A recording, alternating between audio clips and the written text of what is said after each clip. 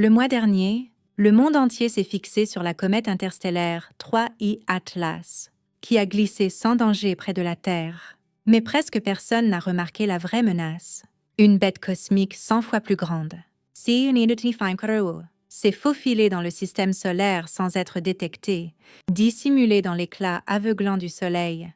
Elle n'a été découverte qu'après son approche solaire, la plus proche, à l'aide d'un imageur d'hydrogène basé dans l'espace. Trop tard pour que les télescopes au sol puissent donner l'alarme. Dans seulement 7 jours, ce monstre passera plus près de la Terre que n'importe quelle comète majeure dans les souvenirs. Le danger n'est pas un impact hollywoodien, c'est ce que nous avons manqué de voir et comment les débris, fragments et angles morts pourraient déclencher des conséquences que nous n'avons même pas anticipées. Comment l'avons-nous manqué? Et sommes-nous prêts pour ce qui vient ensuite? Le 11 septembre 2025, une faible lueur ultraviolette a attiré l'attention de Vladimir Bezougli. Il examinait les données de l'instrument Solar Wind Anisotrope, SWAN, à bord de SOHO, un vaisseau spatial qui a passé près de 3 décennies à surveiller les abords du Soleil. L'image montrait un nuage d'hydrogène s'étendant dans une direction inattendue. En quelques heures, l'équipe SWAN l'a signalé comme une possible comète. Les télescopes au sol se sont précipités pour confirmer, mais l'objet était encore caché dans l'éclat du Soleil, invisible pour toutes les relevées optiques sur Terre. Seuls les yeux ultraviolets de SOHO, sensibles à l'hydrogène s'écoulant des corps glacés, pouvaient révéler ce qui était là. Au moment où la découverte a circulé par les canaux officiels, la comète avait déjà dépassé son point le plus proche du Soleil. La découverte de Bezougli a été nommée C2025 R2 SWAN, la 20e comète créditée à ce vieux guetteur spatial. Son enveloppe d'hydrogène s'étendait sur des millions de kilomètres, signalant un dégazage intense et un éclaircissement rapide. Pour les astronomes, c'était à la fois un triomphe de la persévérance et un rappel d'une vulnérabilité flagrante. Sans l'imagerie ultraviolette de SWAN, la comète serait passée inaperçue jusqu'à bien après le périhélie. La plupart des télescopes du monde avaient regardé le mauvais coin de ciel, aveuglés par la brillance du Soleil. La découverte n'appartenait pas à un seul observateur ou à un seul instrument. Elle était le produit d'un système conçu pour capter ce que les yeux au sol ne peuvent pas. La question maintenant n'était pas seulement ce qu'était SWAN, mais combien d'autres géants comme elle pourraient se cacher dans la lumière. L'éclat du Soleil découpe une zone aveugle qui hante les astronomes depuis plus d'un siècle. Cette région, connue sous le nom d'effet Olesek, couvre la tranche de ciel dans un rayon d'environ 30 degrés du Soleil, une zone où aucun télescope au sol ne peut rechercher de manière fiable des comètes ou des astéroïdes. Pendant ces semaines, même les relevés optiques les plus avancés sont impuissants. Le crépuscule efface les objets faibles, la diffusion atmosphérique rend le ciel opaque, et la géométrie même de l'orbite de la Terre signifie que tout ce qui s'approche du Soleil reste caché jusqu'à ce qu'il s'éloigne du disque solaire. Entre août et mi-septembre 2025, C2025 R2 s'est déplacé à travers ce couloir invisible. De notre point de vue, la comète était enfouie dans la lumière du jour, son éclaircissement rapide entièrement masqué par la lumière écrasante du Soleil. La zone aveugle Olesek n'est pas un dysfonctionnement technologique. C'est une limite fondamentale imposée par la physique et la géométrie. Même les objets les plus grands et les plus brillants peuvent passer inaperçus s'ils approchent sous le mauvais angle. Les instruments spatiaux comme la caméra SWAN de SOHO sont les rares exceptions. En observant les émissions ultraviolettes de l'hydrogène, ils peuvent repérer des comètes aux endroits même que les yeux terrestres ne peuvent atteindre.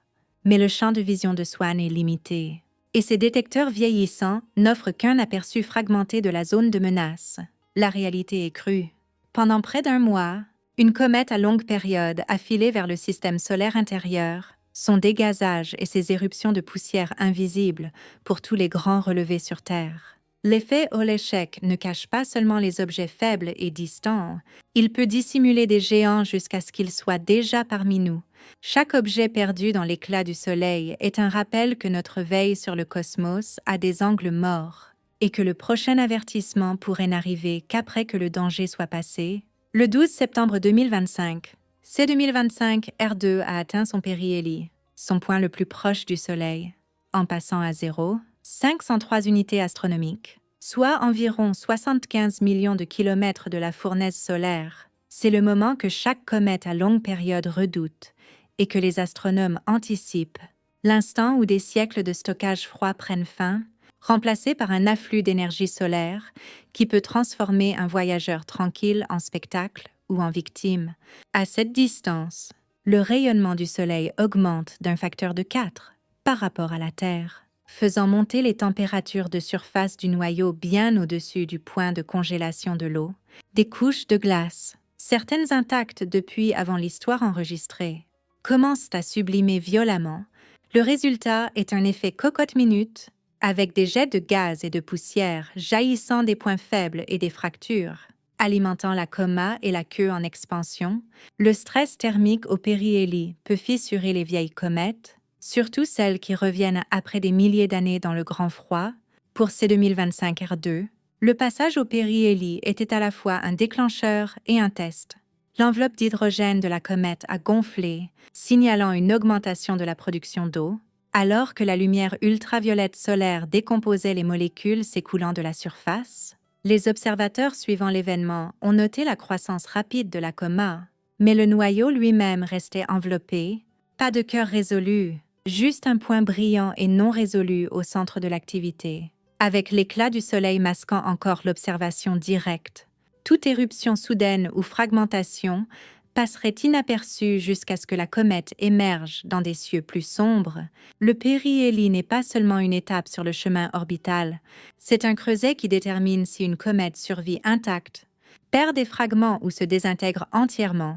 Pour C2025 R2, ce qui s'est passé pendant ces heures près du Soleil façonnerait chaque comportement imprévisible qui suivrait. Éruption, jet de poussière et le potentiel pour que des débris se dispersent le long de son chemin. La vraie histoire de la volatilité de ce visiteur a commencé au moment où il a franchi la ligne du périhélie.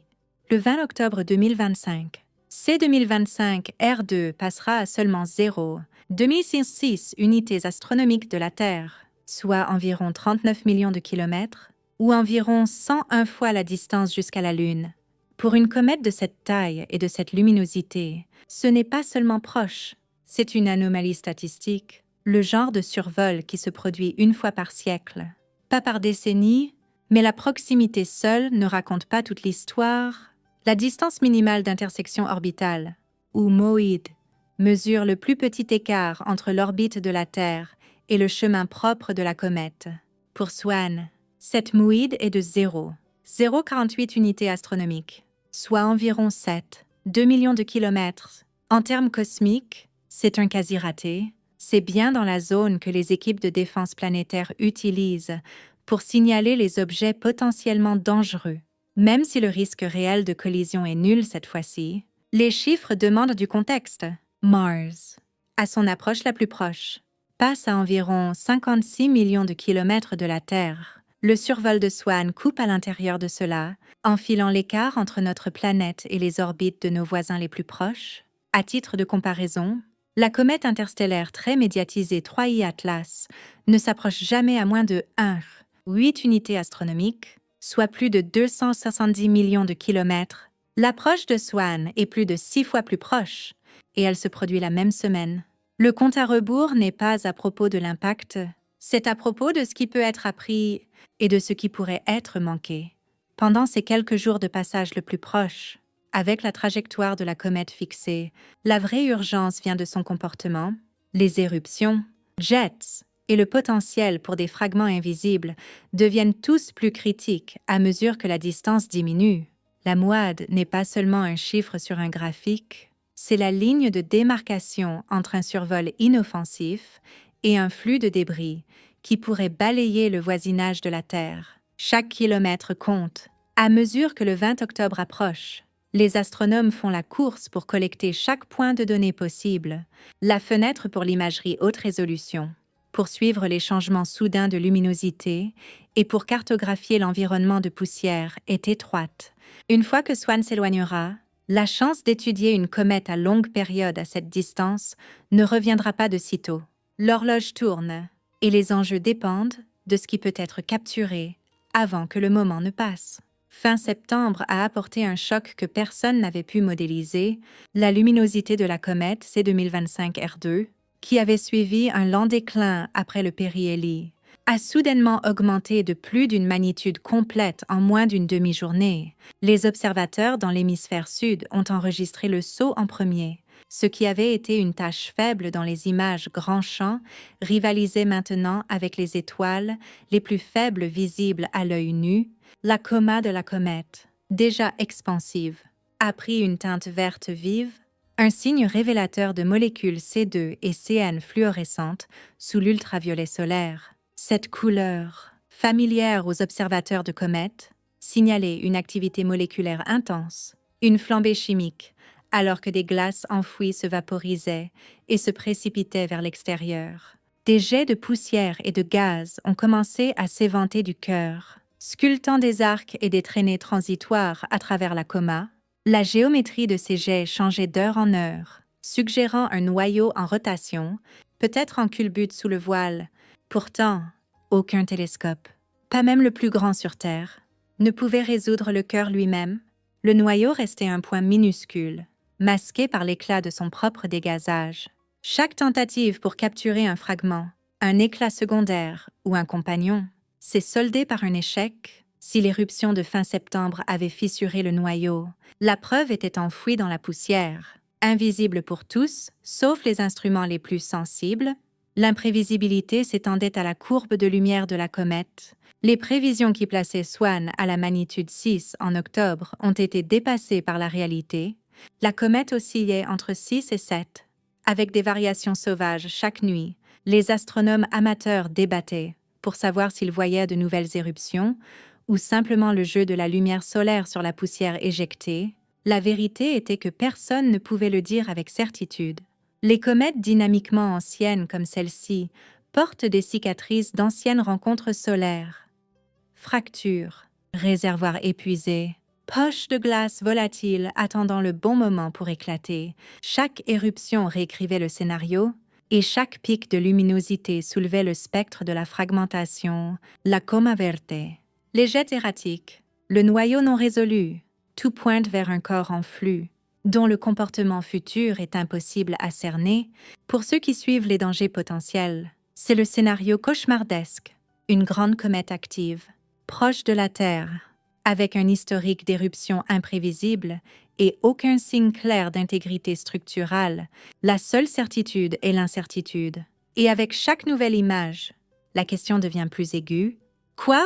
Si quelque chose se cache à l'intérieur de ce nuage de poussière et de lumière, l'orbite de R2 se lit comme un avertissement cosmique. Son chemin est étiré jusqu'à l'extrême, avec une excentricité de près de 0,99, une période qui s'étend sur plus de 22 000 ans et une inclinaison de seulement 4,5 degrés au-dessus du plan orbital de la Terre. Cette géométrie n'est pas aléatoire. La plupart des comètes à longue période entrent en biais prononcé, ne passant que des heures ou des jours près de l'écliptique avant de disparaître dans les profondeurs. Swan, en revanche, s'attarde dans la voie de la Terre pendant des semaines, traversant la même autoroute céleste où voyagent les planètes et les satellites. Les chances qu'un corps actif massif enfile ce couloir sont minces, mais les conséquences ondulent bien au-delà des chiffres. Chaque éruption, chaque jet de gaz, agit comme un mini-propulseur sur le noyau. La physique est implacable. La lumière solaire martèle la surface, les glaces se vaporisent, et les jets éclatent, poussant à la fois la poussière et le cœur lui-même hors de leur chemin prédit. Pour une comète aussi active, les forces non gravitationnelles ne sont pas qu'une note de bas de page. Elles sont un joker. Depuis le périhélie, les ajustements astrométriques montrent un écart d'environ 1000 km par rapport à la trajectoire attendue, une empreinte directe de la poussée du dégazage. Pour les petits fragments, l'effet est encore plus marqué. La pression de radiation et la traînée gazeuse peuvent projeter des débris de taille millimétrique à métrique sur des trajectoires divergentes, semant un flux diffus qui s'étend le long et loin du chemin de la comète. Ces particules ne disparaissent pas. Au fil des jours et des semaines, elles spiralent vers l'extérieur, formant un large ruban de poussière et de microfragments. L'orbite de la Terre balaie cette région chaque année, mais en 2025, l'alignement est inconfortablement proche. Même un flux dilué rempli de particules trop petites pour être vu peut faire monter en flèche le taux de fond de météoroïdes. Pour les engins spatiaux en orbite terrestre basse, quelques impacts supplémentaires par mètre carré peuvent signifier des panneaux solaires dégradés, des capteurs criblés ou, rarement, une défaillance catastrophique. Le risque n'est pas un impact hollywoodien, c'est la menace statistique silencieuse du flux de micrométéoroïdes, invisible jusqu'à ce que quelque chose cesse de fonctionner. Les analogues historiques montrent à quelle vitesse l'environnement peut changer. La comète 73 Ph-Fassmann-Wachmann 3 s'est brisée lors d'une approche proche et son champ de débris a bombardé la Terre de météores pendant des années. Swan ne s'est pas divisé, du moins pas encore, mais son dégazage erratique et son noyau non résolu gardent la possibilité sur la table. Chaque nouveau jet, chaque dérive non modélisée, est un rappel que la physique des comètes ne s'arrête pas à leur orbite. Elle s'étend à chaque fragment, chaque grain de poussière et chaque engin spatial pris dans les tirs croisés. La question maintenant n'est pas seulement où ira le noyau, mais où atterriront ces débris et à quel point nous sommes prêts à les voir venir. Octobre 2025 offre un ciel si encombré que même les astronomes chevronnés ont du mal à garder leur priorité droite. La comète C2025 R2 n'est pas la seule à illuminer les cartes. C2025 ACE, mieux connue sous le nom de Lemon, grimpe en luminosité, promettant un spectacle aux jumelles juste au moment où Swan atteint son approche la plus proche. En même temps, la pluie de météores des Orionides culmine dans la nuit du 21 octobre, envoyant des traînées de débris de Halley à travers les cieux avant l'aube. Pour le public, c'est un festival céleste. 2 comètes visibles la même semaine, des météores flashant au-dessus, des titres pleins de superlatifs. Mais pour ceux chargés de surveiller les risques réels, cette convergence est une épée à double tranchant. Le spectacle attire les regards vers le haut, mais il divise aussi l'attention. Les campagnes de sensibilisation se concentrent sur où regarder et quoi photographier, tandis que les dangers plus subtils, flux de débris, dérives de fragments, exposition des engins spatiaux, passent au second plan.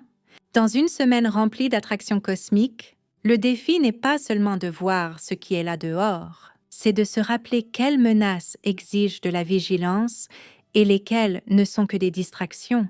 La découverte officielle de C2025 R2 a déclenché la chaîne de rapports standards, Centre des planètes mineures, JPL Horizons, puis Keneos. Chaque étape de ce pipeline dépend des données de la précédente, et chaque lien a ses propres points de friction.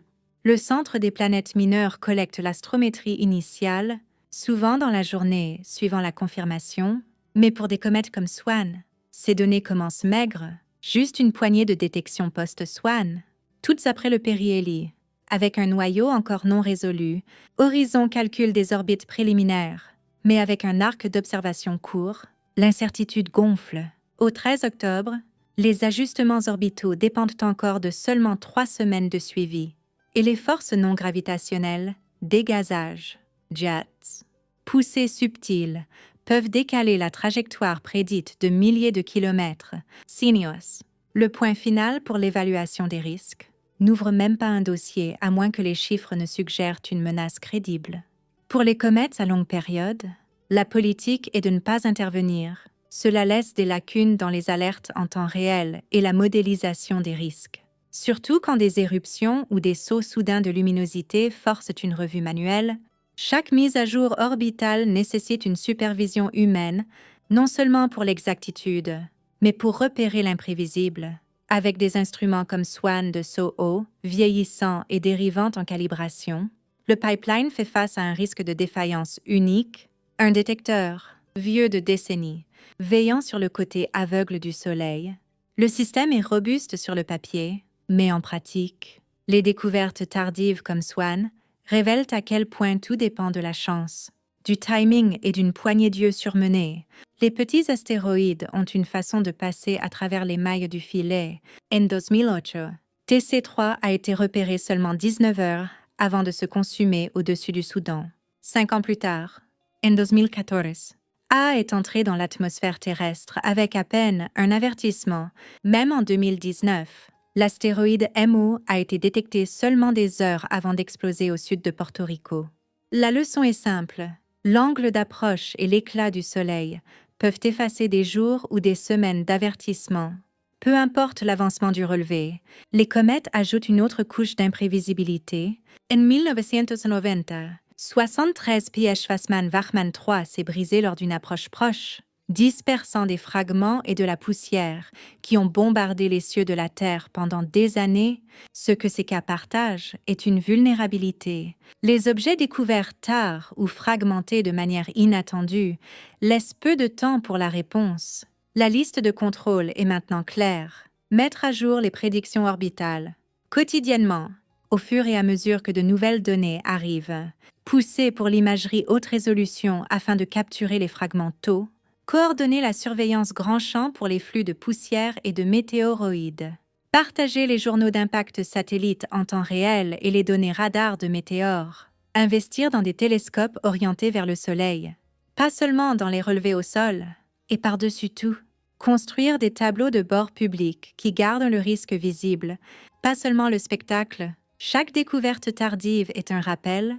La vigilance est la seule défense quand les angles morts du ciel sont aussi larges. Le 11 septembre 2025, la comète C2025 R2, également connue sous le nom de Swan, a été découverte seulement un jour avant son approche la plus proche du Soleil, échappant au relevé au sol en raison de la zone aveugle Holitschek. Contrairement à la très discutée 3I Atlas, Swan passera à 0, 2106 unités astronomiques, soit environ 39 millions de kilomètres, de la Terre le 20 octobre 2025. Les données d'archives confirment l'absence de menaces d'impact direct, mais la découverte tardive et les éruptions imprévisibles soulignent un angle mort systémique dans notre pipeline de détection. Des cas passés comme 2008 TC3 et 2014 AA montrent que des objets dangereux peuvent être trouvés avec peu d'avertissement, et la désintégration de la comète 73P reste un exemple de mise en garde pour le risque de fragmentation. Aujourd'hui, le vrai risque n'est pas la comète elle-même, mais les limites de notre surveillance, surtout pour les arrivées du côté du Soleil, alors que le ciel devient plus encombré, des mises à jour fréquentes, des observations ciblées et des investissements dans des télescopes orientés vers le Soleil restent des besoins urgents. L'histoire de C2025 R2 Swan est un rappel que la prochaine surprise pourrait déjà être en route, cachée dans l'éclat, attendant d'être vue. So fun. Like, what? I don't know what the fuck they're trying to show me here. I think like Minecraft. I don't know. Cam Sham Shake, you better drive this bus with the best of your ability, and you're already not. Where's he going? Marines. You're playing KBM too. Let's go, Evan. Agreed. Please don't calm down. I love you. No. Where the fuck? Wookiee land, I guess. Oh. Hello. Hello. Oh, wait. How do I get there? Hold on. Hello? Hello? Yes. What's up, Kenny? What up, Bex? Kenny, you want to play? Yeah, I was seeing you want to play with me and my wife. Yeah. Here, Squirt, back out. Back it out. I saw you guys on, but I thought you were in a squad. Let's go. Hold on, Squirt, back out. We was just us two. He was playing duo. Don't lose. We're not gonna lose because we're gonna have Ginger on our fucking side now. Oh my God! Here Where you did go. Scorpion go? Scorpion doesn't listen. Here you go. Oh my god, how did we lose him that fast, guys? This is absurd. We're. Hmm? But why? Oh! Hi, Scorpion. I thought you. Hello? I thought you could hear me. My bad. My deepest apologies. I was like, where did he go? Why isn't he leaving? Okay. No, we're gonna win now that Ginger's here, guys. Okay. Oh, guys, you don't know. Hi, Ginge. So I don't know if you really want to do reload. I'm trying to play KBM. I guess I could turn my controller on, but I was trying to play keyboard or practice keyboard and mouse, and I don't know if reload's the place. I mean, we can try. I'm okay with whatever. Kenny just doesn't love VR. Okay, we'll do reload. Just I might suck, but at least you know. Kenny, do you want to try VR or you want to do this? Don't matter to me. No. Well, No, There we you can do this. It's okay. I just want you to be aware. Cause I decided I was gonna start practicing keyboard and mouse. As my controller's spazzing out all the time.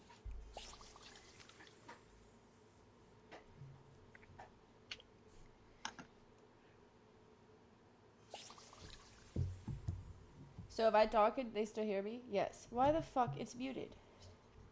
This shit's evil. Hold on. I know you guys can still hear me. Hello.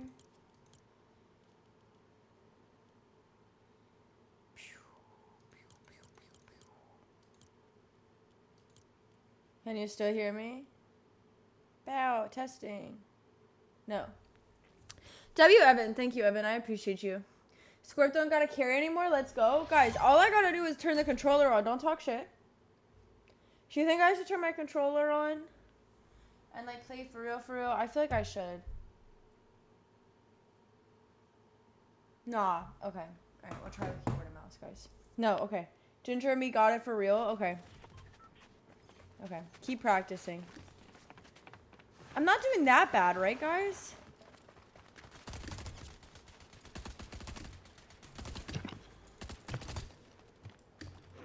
Oh, fuck. No, you're not? Okay, cool. Don't get old.